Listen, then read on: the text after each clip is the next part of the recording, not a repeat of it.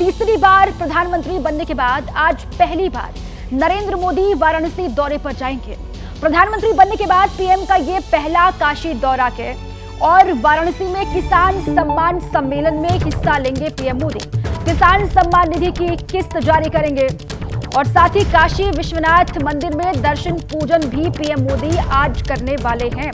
बड़ी खबर आप ये जान लीजिए कि चुनाव के नतीजे सामने आने के बाद और सरकार के गठन के बाद तीसरी मर्तबा ये पहली बार दौरा है काशी का। अपने संसदीय क्षेत्र का पीएम मोदी वाराणसी पहुंचेंगे और यहां वो आज जान लीजिए किसान सम्मान सम्मेलन में भी शामिल होंगे, वहां पर हिस्सा लेंगे और साथ ही किसान सम्मान निधि की किस्त को जारी करेंगे पीएम मोदी। इसके अलावा काशी विश्वनाथ के मंदिर में दर्शन पूजन भी पीएम मोदी करेंगे।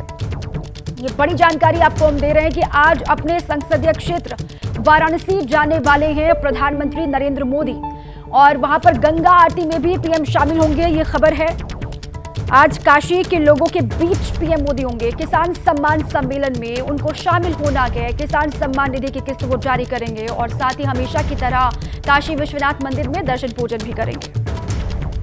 अब आगे बढ़ते हुए नीट पेपर लीक को लेकर जारी संग्राम की बात करते हैं। राजनीति और विरोध प्रदर्शन लगातार जारी।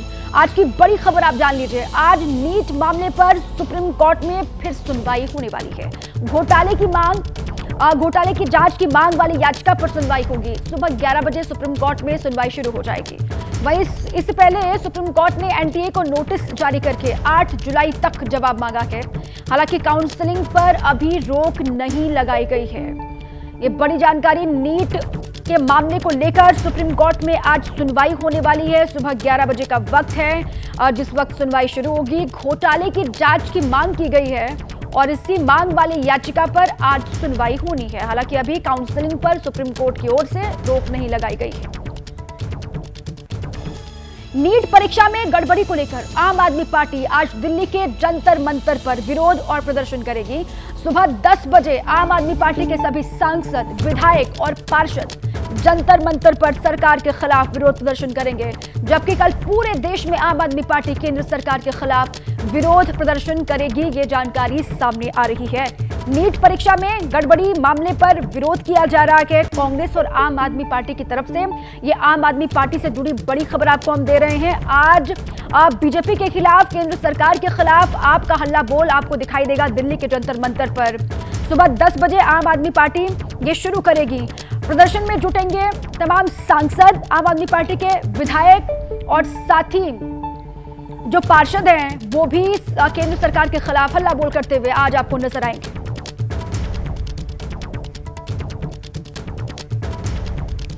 और देखिए, नीट पेपर लीक को लेकर बिहार में ईओयू भी एक्शन में है। आज ईओयू ने अभ्यर्थियों को पूछताछ के लिए बुलाया गया है। ईओयू के ऑफिस में सुबह 10 बजे पूछताछ होगी। अभ्यर्थियों के साथ अभिभावकों को भी बुलाया गया है।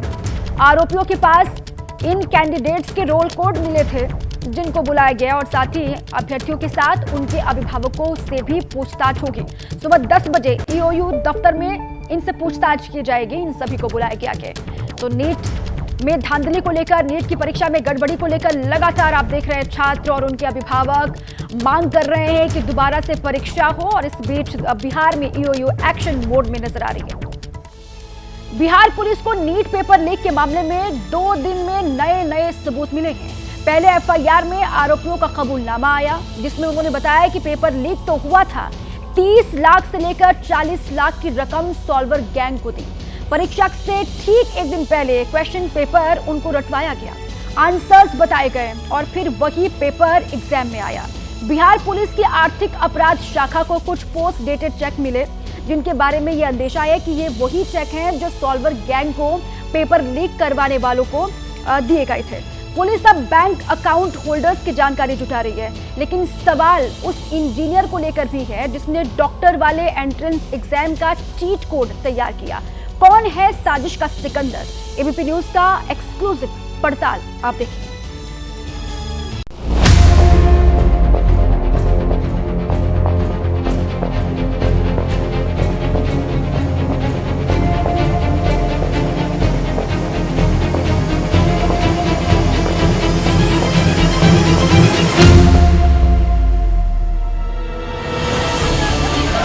करीब 1.5 महीने से नीट यानी national eligibility cum entrance test को लेकर लाखों बच्चों के मन में, उनके माता पिता के जहन में यही सवाल है। वो पूछना चाहते हैं, जानना चाहते हैं कि पेपर लीक का मास्टरमाइंड कौन है। वो कौन लोग हैं जिसने पैसों के लालच के लिए छात्रों के भविष्य से खिलवाड़ किया, नीट वाला पेपर लीक करवाया और फिर सॉल्वर गैंग से सॉल्व भी। इन सवालों के जवाब तलाशने की कोशिश करेंगे, लेकिन पहले उस एफआईआर को देखने की जरूरत है जिसे लेकर सरकार के उन दावों पर सवाल खड़े हो गए जिसमें यह कहा जा रहा था कि नीट में पेपर लीक जैसी कोई बात नहीं हुई, नकल हुई, लीक नहीं हुआ। लेकिन नीट मामले को लेकर पटना में जो एफआईआर हुई उसमें आरोपी कैंडिडेट आयुष राज ने खुलासा किया। उसके मुताबिक नीट का पेपर लीक हो चुका था। परीक्षा से ठीक एक दिन पहले यानी 4 मई को क्वेश्चन पेपर मिल चुका था। क्वेश्चन पेपर के साथ उसके आंसर्स भी रटवाए गए थे। कम से कम 20 से 25 कैंडिडेट्स को पेपर लीक करवाया गया, उसके आंसर्स बताए गए। आरोपी के मुताबिक 5 मई को जो एग्जाम हुआ उसमें वही पेपर था जो 4 तारीख को इन्हें प्रोवाइड किया गया था। नीट पेपर लीक को लेकर सबसे पहले खुलासा एबीपी न्यूज पर हुआ और इसकी गूंज अब सियासी गलियारों में सुनाई भी दे रही है। मैं एबीपी न्यूज को बहुत बहुत धन्यवाद देना चाहता हूं कि जिस बात को पूरा विपक्ष मजबूती से उठाने का काम कर रहा था उसको सत्य तथ्यों के साथ साबित करने का काम एबीपी ने प्रयास किया है। हम तो ये कहते हैं कि पूरे मामले का सीबीआई से जांच होनी चाहिए और तत्काल शिक्षा मंत्री को इस्तीफा देना चाहिए। ये मुद्दा ऐसा है जो लाखों बच्चों की जिंदगी से डायरेक्ट जुड़ा है। वो बच्चे जो डॉक्टर बनने का ख्वाब देख रहे हैं, लेकिन एफआईआर में पेपर लीक पर खुलासे के बाद अभ्यर्थी बेचैन है। हालांकि सवाल ये भी है कि इस पूरे रैकेट की शुरुआत हुई कहां से। हमारे संवाददाता शशांक कुमार और आर्यन ने इसकी तहकीकात शुरू की तो कई चौंकाने वाली जानकारियां सामने आई। नीट पेपर लीक मामले में 13 आरोपियों को गिरफ्तार कर जेल भेजा गया, जिसमें एक सिकंदर भी है और दूसरा है नीतीश कुमार जो परीक्षा माफिया है। सिकंदर ने अपना अपराध को स्वीकार किया है। उसके कबूलनामे की कॉपी हम लोगों के पास है। देखिए, वो दानापुर में जूनियर इंजीनियर के पद पर तैनात था। दानापुर नगर परिषद के ऑफिस में इस वक्त हम मौजूद हैं। इसी कमरे के अंदर जो है सिकंदर बैठता था। इसी ऑफिस में अमित आनंद और नीतीश कुमार जो परीक्षा माफिया है वो सिकंदर से किसी काम से मिलने आए थे और इन दोनों ने सिकंदर से ये कहा था कि हम लोग नीट, बीपीएससी, यूपीएससी एवं अन्य प्रतियोगिता परीक्षा का पेपर जो है उसको लीक कराकर अभ्यर्थियों को उत्तर देते हैं और उत्तर रटवाते हैं और परीक्षा में वही प्रश्न बिल्कुल पूछा जाता है। सो अभ्यर्थी बहुत ज़्यादा नंबर से पास हो जाते हैं।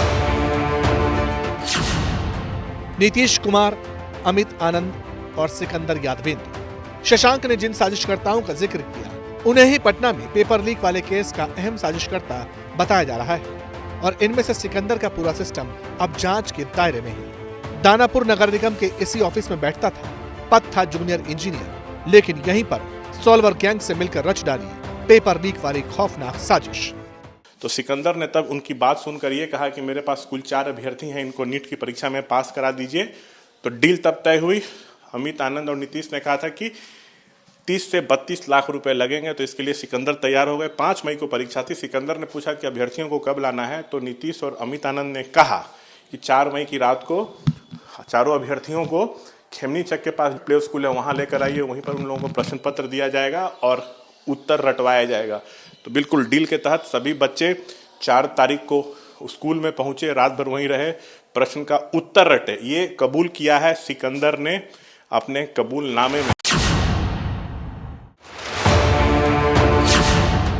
नीतीश कुमार, अमित आनंद और सिकंदर यादवेंद्र। शशांक ने जिन साजिशकर्ताओं का जिक्र किया उन्हें ही पटना में पेपर लीक वाले केस का अहम साजिशकर्ता बताया जा रहा है और इनमें से सिकंदर का पूरा सिस्टम अब जांच के दायरे में है। दानापुर नगर निगम के इसी ऑफिस में बैठता था। पद था जूनियर इंजीनियर, लेकिन यहीं पर सॉल्वर गैंग से मिलकर रच डाली पेपर लीक वाली खौफनाक साजिश। तो सिकंदर ने तब उनकी बात सुनकर ये कहा कि मेरे पास कुल 4 अभ्यर्थी हैं, इनको नीट की परीक्षा में पास करा दीजिए। तो डील तब तय हुई।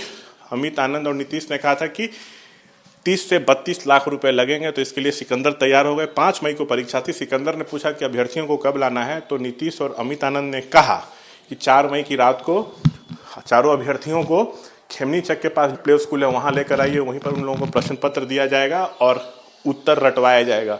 तो बिल्कुल डील के तहत सभी बच्चे 4 तारीख को स्कूल में पहुंचे, रात भर वहीं रहे, प्रश्न का उत्तर रटे। ये कबूल किया है सिकंदर ने अपने कबूलनामे में। साजिश के सिकंदर वाला फ्लो चार्ट दिखता कैसा है, ये भी समझ लीजिए। एफआईआर के मुताबिक सिकंदर ने आयुष राज, अनुराग यादव, शिवनंदन कुमार और अभिषेक कुमार नाम के कैंडिडेट्स के लिए डील फाइनल की। आयुष राज और अनुराग सिकंदर के जानकार थे, इसलिए इन लोगों से कम पैसे लिए जाने थे और बाकी अभ्यर्थियों से 40-40 लाख रुपए लेने की बात हुई थी। सिकंदर ने आगे बताया कि 5 मई को परीक्षा के ही दिन रूटीन चेकिंग हो रही थी और वाहन चेकिंग के दौरान उसकी गाड़ी रोकी गई। तब शास्त्री नगर थाने की पुलिस को उसकी गाड़ी से आयुष राज, अनुराग यादव, शिवनंदन कुमार और अभिषेक कुमार का रोल नंबर और एडमिट कार्ड मिला।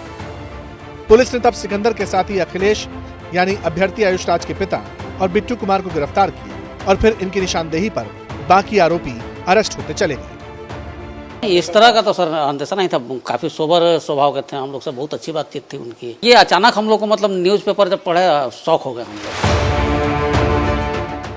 हमारे रिपोर्टर शशांक कुमार और आर्यन ने सिकंदर की फाइल और प्रोफाइल खोली तो कई और जानकारियां सामने आई।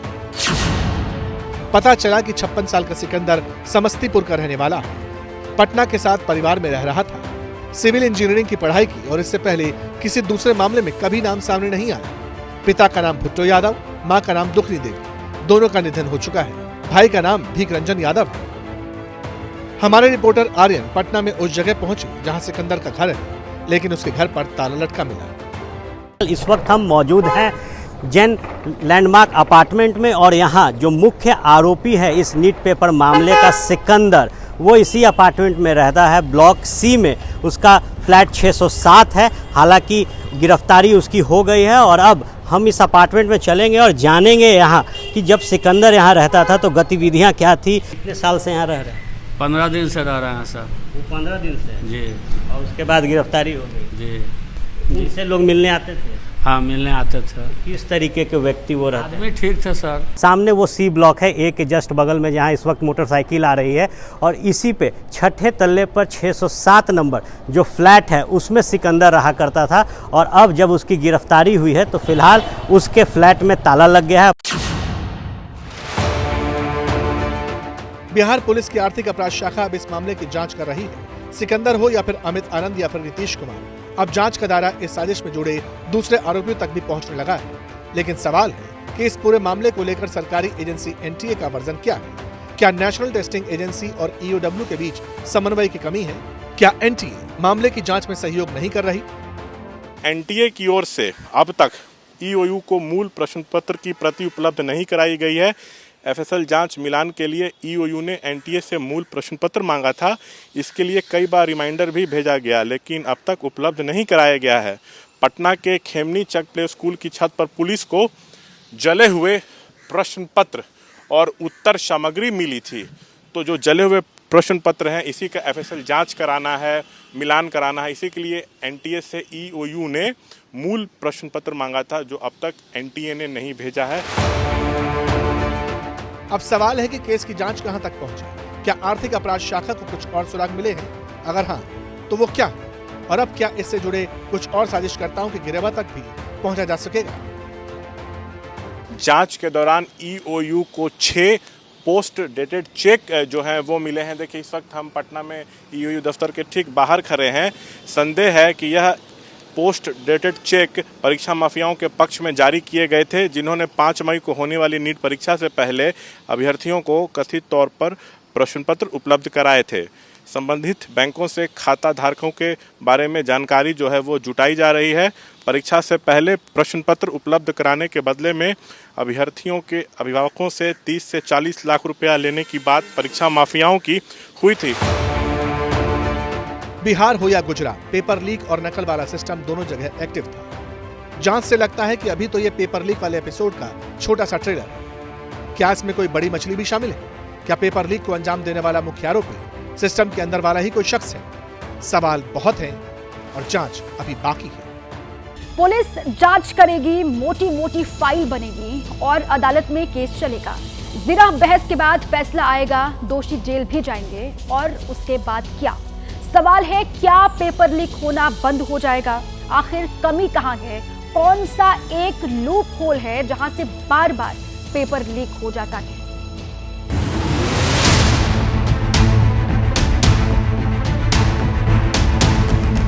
परीक्षा रद्द हो वही एक रास्ता है, क्योंकि ऐसे बहुत सारे केसेस हैं जो हाईलाइट भी नहीं हुए हैं। ग्रेस मार्क देकर किसी को ऑल इंडिया रैंक 1 नहीं बनाया जा सकता है।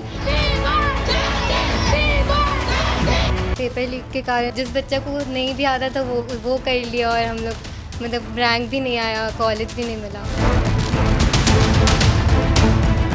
अगर इस बार क्वेश्चन पेपर लीक हुआ तो हो सकता है कि अगले साल भी हो। हम लोग अपने फ्यूचर की टेंशन है। इन्हीं के जैसे करीब 24 लाख छात्रों ने डॉक्टर बनने के लिए डॉक्टरी की MBBS और BDS वाली पढ़ाई के लिए रजिस्ट्रेशन करवाया। बीते महीने एग्जाम भी दिया, लेकिन सॉल्वर गैंग ने पेपर लीक कर दिया। रिजल्ट पर रोक नहीं लगी। लेकिन जिन लोगों को ग्रेस मार्क्स दिए गए थे उनके मार्क्स हटा लिए जाएंगे। अब या तो उन्हें दोबारा पेपर देना होगा या फिर हटाए गए मार्क्स के बाद अपना स्कोर एक्सेप्ट करना होगा। मगर इन सारी बातों के बीच बेसिक सवाल क्या है, मेन मुद्दा क्या है? मेन मुद्दा यह है कि कौन इसकी गारंटी देगा कि अब पेपर लीक नहीं होगा? इसकी क्या गारंटी है कि लाखों छात्रों के भविष्य से खिलवाड़ नहीं होगा? इसकी जिम्मेदारी कौन लेगा कि अब प्रतियोगी और बहाली परीक्षा बिना किसी विवाद संपन्न हो जाएंगी? आखिर सॉल्वर गैंग को इतनी गोपनीयता से छपने वाला पेपर मिल कैसे जाता है? वो कौन सा सिस्टम है जहां से इतने बड़े बड़े पेपर लीक हो जाते हैं? सवाल तो ये भी है कि राज्य हो या केंद्र, पेपर लीक करने वाले सॉल्वर गैंग को जड़ से खत्म करने की कोई टाइमलाइन सेट हुई है या नहीं? सरकार का या प्रशासन का उद्देश्य सिर्फ यही नहीं कि कुछ लोग गिरफ्तार हो गए हैं और वहां तक ये चीजें सीमित हो जाएं। हमें जड़ तक पहुंचना है कि कौन लोग इसके पीछे शामिल हैं, कौन साजिश करता है, कहां तक इनके तार फैले हुए हैं। और कदाचार मुक्त परीक्षा हो, पूरे देश में सबकी यही इच्छा होती है और ये एक कोड की तरह है समाज में। हम इसे राजनीति के चश्मे से नहीं देखते हैं, सरकार किसी की भी हो। सही कहा नेताजी, सियासत नहीं होनी चाहिए, हरगिज नहीं होनी चाहिए। लेकिन होता क्या है? सिर्फ सियासत। विपक्ष वाले सरकार को कोसते हैं और सरकार में बैठे मंत्री संतरी व्यवस्था की दुहाई देकर पिछली सरकारों को। यही कुचक्र चलता रहता है, कई सालों से चल भी रहा है। लेकिन इसी में मूल मुद्दा दब जाता है कि इतने बड़े बड़े कॉम्पिटिटिव और रिक्रूटमेंट वाले एग्जाम्स को लीक प्रूफ बनाने के लिए क्या उपाय किए गए? NTA की कितने भी बड़े दायित्वधारी हो, अगर वो उनमें गुनहगार पाए जाएंगे उनको भी छोड़ा नहीं जाएगा। और NTA में बहुत सुधार की आवश्यकता है, सरकार उसके ऊपर भी चिंता कर रही है। लेकिन मैं फिर आश्वस्त करता हूं, किसी को, कोई भी गुनहगार को छोड़ा नहीं जाएगा, उनको कठोर से कठोर दंड मिलेगा। अच्छी बात है, सजा दीजिए, नजीर पेश कीजिए, मगर लूप होल्स का क्या करेंगे जनाब? जो सिस्टम में पेपर लीक वाला कैंसर खत्म कैसे होगा? जिस तरह दीमक को मारने के लिए इंजेक्शन वाला ट्रीटमेंट करना पड़ता है, उसी तरह पेपर लीक करने वालों पर सर्जिकल स्ट्राइक की जरूरत है। वैसे पेपर सेट होने से लेकर लीक की गुंजाइश कहां बनी रहती है, ये जानना भी जरूरी है। तो क्वेश्चन सेटिंग जब किया जाता है तो इसको काफी गोपनीय रखा जाता है। जो क्वेश्चन सेटर है उसको इतना तो पता रहता है क्या क्वेश्चन सेट किया जा रहा है, लेकिन किस प्रश्न का चयन किया गया है इसकी जानकारी उन्हें भी नहीं रहती है। तो मेरा मानना है कि क्वेश्चन सेटर ऐसा करने में असमर्थ है। दूसरा, प्रिंटिंग के दौरान इसकी संभावना अवश्य है। तो क्या पेपर सेट करने के लिए प्रिंट करने और फिर ट्रांसपोर्टेशन करने के बीच ही पेपर लीक का खेल हो सकता है, या फिर इसकी जड़ें कहीं और मौजूद हैं? क्या बात नेशनल टेस्टिंग एजेंसी के अफसरों तक भी पहुंच सकती है? क्या घर का बेदी ही लंका ढहाने का काम कर रहा है? सवाल बहुत सारे हैं, क्योंकि पेपर लीक का ये मैटर सिर्फ एक इवेंट तक सीमित भर नहीं है। 718 नंबर कैसे आ गए बच्चों के? अगर एक क्वेश्चन गलत होगा तो 4 नंबर तो उस क्वेश्चन के और एक माइनस, तो 5 नंबर कम होने चाहिए। तो 720 नहीं होते तो 715 होते। मेरा ये मानना है कि 650 से लेकर 720 तक के बच्चों की दोबारा परीक्षा हो। कि नीट का पेपर लीक हुआ था, केंद्र सरकार उस पर बिल्कुल चुप है। ना तो CBI इंक्वायरी की जा रही है, ना पेपर को दोबारा करने की बात की जा रही है। कहा जा रहा है कि बच्चों को जो है सीट एलोकेशन कर दी जाए। जब एलोकेशन ही हो जाएगा तो फिर आप क्या कर सकेंगे? फिर तो सब कुछ खराब हो जाएगा। इन बच्चों का भविष्य कौन संभालेगा? कौन इनकी चिंता करेगा? जरा सोच कर देखिए। एक बच्चा पूरे साल परीक्षा की मेहनत करे, माता पिता कोचिंग की फीस भरने के लिए कर्जा ले, बच्चे को अच्छे इंस्टीट्यूट में पढ़ाएं, बड़े बड़े शहरों में भेजें, बच्चा कॉन्फिडेंट होकर एग्जाम दे भी आए, लेकिन बाद में पता चले कि पेपर लीक हो गया, तो फिर उसके दिल पर, उसके माता पिता पर क्या बीतेगी? हमारी ये मांग होगी कि रीनीट होना चाहिए। अच्छा। जी सभी 24 लाख बच्चों को फिर से परीक्षा देने दिया जाए? जी, क्योंकि अभी तक तो जितने भी जगह पे क्वेश्चन पेपर लीक हुए हैं उस पर कोई आंसर नहीं हमें एनटीए की तरफ से मिला है। तो कॉन्फिडेंस पूरा एकदम से बिल्डअप नहीं हो पा रहा है कि एग्ज़ाम देना चाहिए या फिर नहीं देना चाहिए, इस सब को लेके। तो मेरा भी यही है कि हम भी यही बोल रहे हैं कि मतलब सरकार थोड़ा इस पे ध्यान दे। हम लोग अगले साल के लिए प्रिपेयर कर रहे हैं, तो हमारा है कि अगले साल के लिए, हाँ, हमारा है कि अगले साल ऐसा ना हो जाए दोबारा। फिर हमारा कॉन्फिडेंस लो है कि अगले साल ऐसा हो गया तो फिर हम लोग अपने फ्यूचर की टेंशन है मतलब अगले साल के एग्ज़ाम के लिए।